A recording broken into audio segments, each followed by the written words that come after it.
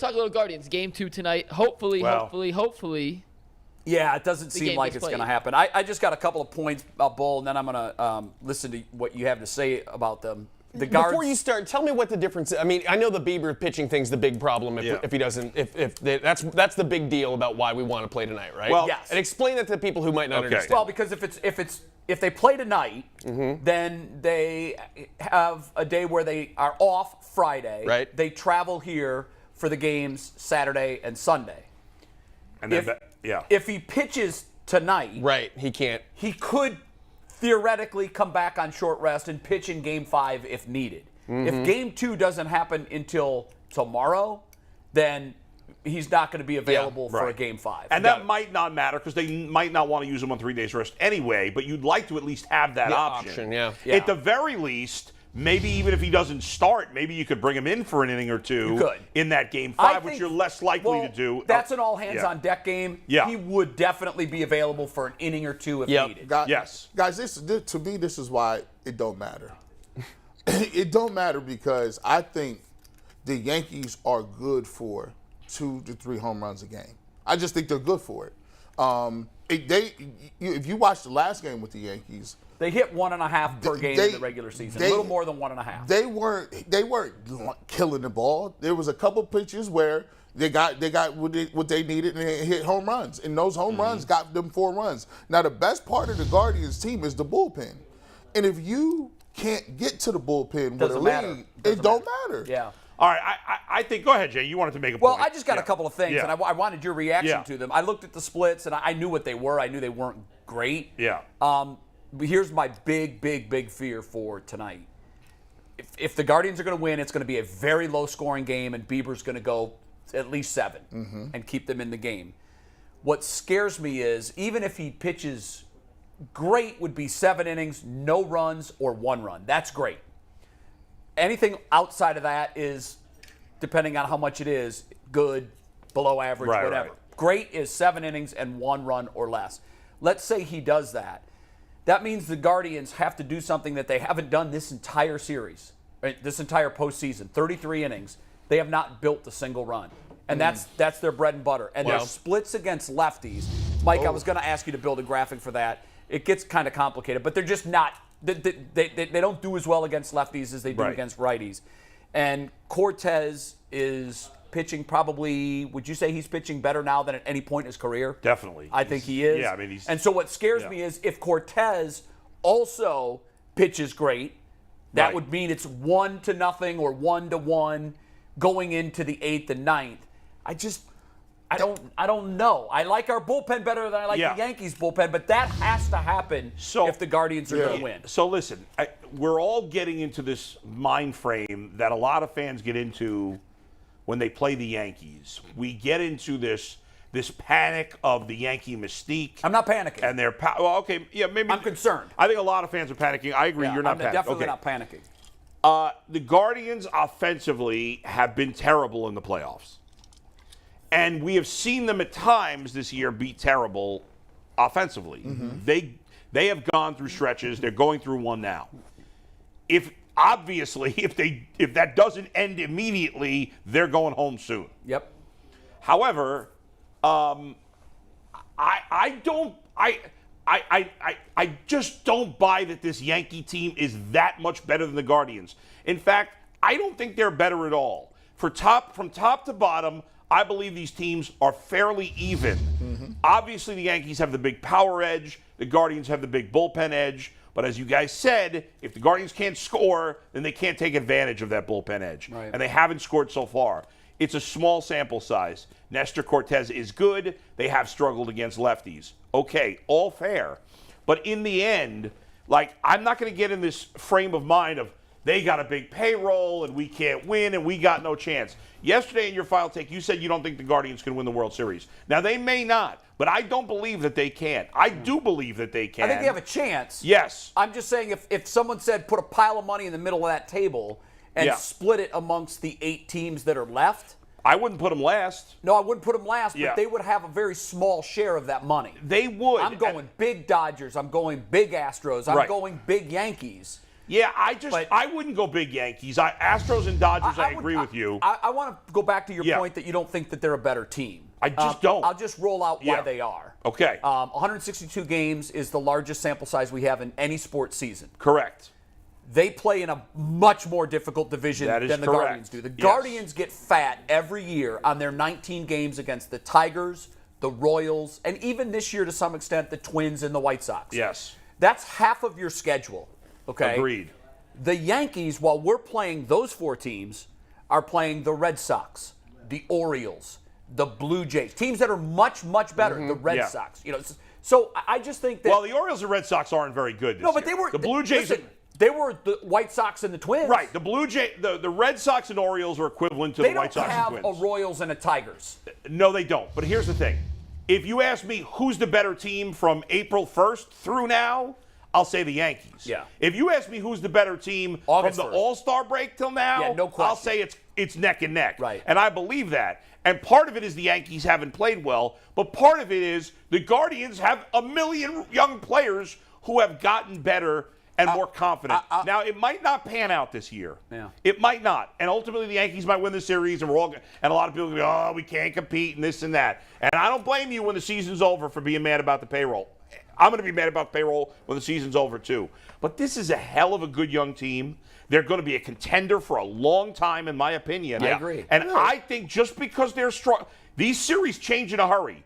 One big Look at the offensive Padres, game. Dodgers. Exactly. One big offensive game today, and all of a sudden they go home 1-1 with McKenzie on the mound. We're all going to feel a lot different. Home field advantage. Well, Yes, and home field advantage, I don't yeah. think it comes down to who's a better team. I just think it comes down to the matchup. And the Yankees have a more room for error, right? When you hit home runs, it covers a lot of your stuff up, right? And so when you look at the lineup for the Guardians, you got 2 automatic outs. Hedges and Straw. And that's killing them. Hedges and Straw is It's 2 killing. automatic outs. And then Naylor struggles so much against left-hand pitchers. He's one of your guys you counting on, but he doesn't So you swing the bat essentially well. got 2/3 of a lineup So tonight. now you looking at Quan and Ramirez and Gonzalez. And Gonzalez, besides the home run in the Rays series, he didn't have really Well, good. nobody's hit much. Again, it's not like the Yankees got a million guys killing. They played 1 playoff game here. Yeah. They've got. Yeah. It's not like they're. Jimenez has to be better. Yes, agreed. The bottom of the Yankees lineup is not that great. It's better than the Guardians, certainly. Yeah. And yes, there is an avenue of margin for error because they're more likely to hit more home runs. However, if we do get into a game where it does get into the bullpens, then the Yankees have less margin for error because they don't have reliable agree. bullpenners. How many runs do you think? What's the run amount that you think the Guardians got to get to be in contention to win this game? Were you 4. think 4?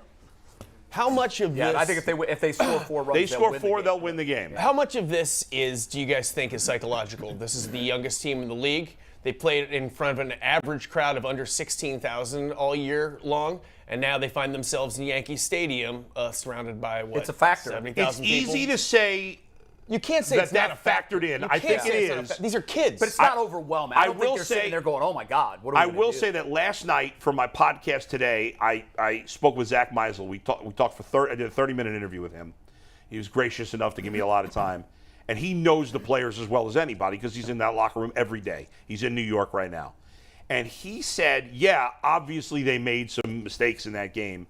He does not think they're feeling overwhelmed. I don't think they are either. At all. And I think that's because of Tito. And Yeah. that's because of Right. Tito and Jose. Tito's comments yesterday, I was already not panicked. But Yeah. when I heard Tito talk yesterday, I felt even better. And this team believes in itself. I believe that, They but there's really a difference do. between being panicked and Yes. just also accepting Sure. reality. I'm Absolutely. in Look, this is the situation. You moment- can't pretend can the like you're moment not in this be too big situation. for them? So Yeah. even if they're not totally freaking out and they're not, I'm not saying they're up there like, oh, I've never been in. Right, you know, right. but I think in the back of your mind, you still know. this Sure. That's why it's a There's factor. no doubt. So, There's hey, no doubt it's a Mikey, factor. do we have that clip that I talked about? Of Karinchak? Yeah, before you show it, let me set it up. So everybody knows that Karinchak's kind of been a Jekyll and Hyde guy.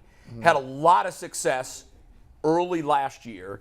Then the spin rate scandal came out, and they fell figured apart. out that all the players were using the illegal substance goo. to get more Right. grip, to get more RPMs on the ball. And obviously, the more RPMs you have, the more you can move the baseball, the harder it is to hit. Everybody's numbers kind of came up after they crack down on the illegal substance. And now, of course, if you watch any baseball at all, you see as the pitcher comes off the mound, the umpire does this right here. Yeah. Well, not everybody's, but a lot. And his Mostly, completely fell apart. Yeah. Mostly Like, everybody is being checked. Now, it doesn't happen every inning, but the vast majority of innings, the vast majority of pitchers, as they're walking to the dugout, you'll see them take off their glove and they'll come to the umpire.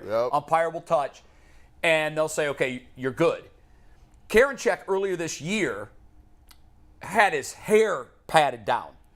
An umpire wanted to see what was in his hair because when he was up and had a lot of success early, he had short hair. Right. If you notice when he pitched, he's constantly going like this. I just think he's a wacky guy. Well, there was a guy on Twitter that had this conspiracy theory that he's absolutely cheating. Got that and gel. that he's putting that substance in his hair. And if we can, let's roll it. There's no sound. There's no sound, but you but can I'll still see narrate. what he's talking I'll tell you what he's saying. So he's like, this guy's a cheater. So here's Karinchak before he was, after he came back from the minor leagues. So they're showing him going to his hair nonstop. And he also goes to the rosin bag. He didn't point that out, but he typically will go to the rosin bag and his hair. There he is, and he's clearly grabbing his hair, and it looks like he could be getting something off of it. Right. This is Karinchak before he was sent down to the minors and started to struggle. And he correctly pointed out he's clearly grabbing a substance off his glove. As someone who's used an illegal substance, I've always put it in my glove. It's easy to grab. No one can see it. A lot of times I would do it as I was looking in for the sign. I would just grab a little bit on my 2 fingers and then grip the ball. So he's saying now that he's clearly using it and he's cheating and this is crazy and it's got to be stopped. I just want to take a second and say, I'm not going to completely defend Karinchak and say he is not cheating. I can't say that. I don't know. Here's what I absolutely can say and know from experience. When you're pitching and you always want more grip, you always want as much grip as you can with your index and your middle finger. I think what he's doing is he's grabbing sweat, and I think that's why he's grown his hair out. So and if you watch him closely when he pitches again, he goes to the rosin bag a lot. He's getting the rosin on his fingers, which I use, whether it's cold or hot, I use it. Then he's going to his hair to get moisture, and it gives the rosin a little bit of tack. It is not illegal. It is not illegal. Right. And especially if that's product in his hair. Well, that's the next thing I was going to address. A lot of guys will put a lot of product in their hair when they pitch, with the reason being they know that not every pitch, but if you need it, you can go up there, you can get it, or you can take your hat off, do this number right here, get a little bit on your finger. That is not illegal. I always feel like pitchers are always trying something. And so are hitters. And hitters. I can't worry about. I mean, the Astros thing was egregious to another level. level. That was over the top because it was systemic. It was a bit much. Yeah. But I don't know. I mean, here's the where do you draw the line? I don't really care. What I hope happens is if he pitches an inning and pitches really well, I hope Aaron Boone comes out of the dugout and goes up to the umpire and says, I want his hair checked, I want his belt checked, I want his glove checked. Get the one. Because you know what? At that point, here's what that means. He's living rent-free. Well, in the that's what we Yankees' saw heads. with Well, how about the Musgrove Mets and the game? Mets. 100%. 100%. Checking his with ears. Musgrove. Exactly. And when you get to that point, because I've been in dugouts where you think the other guy's cheating and it becomes like wildfire and it's consuming the entire energy of the dugout. You've won at that point. Are there limits on product that you can put in your hair though? No. Like I can put whatever I want there. Like, no, if you came out and I like to use model plain who's blue. the hitter? Who's the hitter for is it the Braves or the Phillies that has the long, it looks like he's got motor oil in his hair. Hey. A retired player? No, he's playing now. He played yesterday in the playoff game. Why can't I think of it? It's just, it's Phillies? super long and it looks like there's motor oil in it. I tell you what, man. Now he's a hitter. But Brandon Marsh? it might be Marsh. Yeah, it might be Marsh. I think it's Brandon Marsh. It's really, really. It's the center fielder. It's Marsh. It's greasy. Yes. It looks like it's wet with oil. Yes. If you wanted, I don't know that question. The answer to that question. If you though, wanted Mike. the great grip, get you a can of Murray's. It's a lifetime supply of Murray's, which is just only one can. You get that Murray's, you throw a ball through a wall, bro. Well, here's the thing. Most of it has a scent. It has an odor. Right. I still do. I take a little bit of pine tar that I use for my bat. Yeah. And I take the stick and I rub it in my glove. And I don't rub it where I catch the ball. I rub it on my thumb on the high side. And it's there if if I need it. Sometimes in the 5th inning, I'll put a little bit more there. I don't use it every pitch. If I really want a curveball to move a lot, I'll grab just a little bit. And the way you can get away with it is when I hit, I'm getting pine tar on my hands anyhow. Right, that's right. So if an umpire, Have you used a nail file? No, I've never done that. I've never done that. Is that Phil Necro? The Phil Necro pulled his pocket out came the emery board. It was fantastic. No, a lot of guys do it. Yeah. Hitters know that when it's really cold, pitchers are doing something because there's no humidity, there's no moisture in the air, Right, yeah. and it's hard to get that grip. I don't think Karinchak is cheating.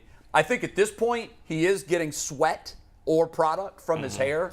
But until Major League Baseball tells him he can't do that, he's not breaking any rules. I have a picture of Phil Necro when he was pitching with the Indians here, and he looked like he was 75 years old. He really did. He went gray early. Yeah. Yeah, he pitched till he was like mid-40s. Yeah, But right. he looked like just a standard middle-aged dad is on the mound. I know. Whereas Nuggets, Julio you can find Franco, a picture of Phil Necro with the Indians. whereas Julio Franco played till he was almost 50, and he looked like he was in his 30s still. Yep. Yeah, it's incredible. And then we found out later he was really 72. Like he was also lying. They lied on his age when he came up. So Even older. yeah, I think he played till he was 47. But Phil Necro, you're right. I mean, Yeah. he It's looked, amazing. He Oh, my looked like God. someone's He grandfather. did. Yeah. He looked, yeah. And he threw a knuckleball, which isn't, it doesn't strain your arm, and so Right. you can True. stick around a lot longer than if you're throwing Didn't gas. Satchel Paige come in the league? He was already 50. Oh, Satchel Paige pitched well. I think it was well into his Yeah. 50s, if I'm not mistaken. He was in Negro leagues for 20 years. He did a and gimmick Yes. start with somebody, and I think he wanted to pitch in like 5 different decades. So Yeah. they signed him late in his They'd bring career. him- I think, if my memory is correct on Well, that. Satchel Paige used to pitch in the Negro Leagues. He would pitch like a doubleheader. That's crazy. Bernie's here. It's Pitched noon. both games. It He's was- here? Yeah. Earl, you want to go run upstairs and get Bernie? So